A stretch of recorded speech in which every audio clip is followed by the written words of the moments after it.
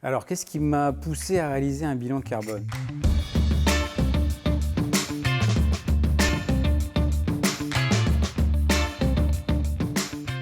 En fait, un bilan carbone, c'est une première étape quand on veut structurer une stratégie environnementale. On va venir mesurer l'ensemble des émissions de CO2 de l'entreprise. J'ai vu que c'était un super truc. Ça donnait des résultats et sur le bilan carbone, mais également sur le plan humain. Donc le conseil a suivi la recommandation de lancer un challenge bas carbone pour les adhérents. On a été une vingtaine à commencer et à aller dans ce débat-là. C'est vrai qu'on n'avait jamais pris le temps de le chiffrer. Ça a été l'opportunité de lancer les choses.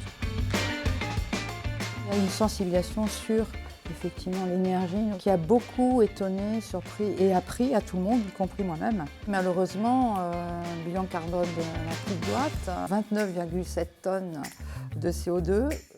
Dans le cas des entreprises du secteur de la formation, on se rend compte notamment que le plus gros poste d'émission, c'est lié au déplacement. Les déplacements des personnes, rien que pour se rendre sur le lieu de formation. Des salariés, des collaborateurs, des apprenants. Qui prennent l'avion pour une formation d'un jour, c'est impactant. Ça a été très révélateur.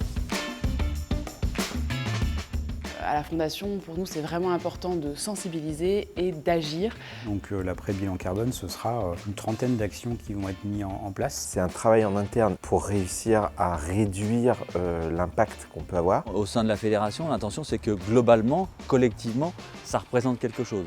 Et là, ce qu'on a pu apprendre aujourd'hui, c'est d'abord 240 initiatives d'action.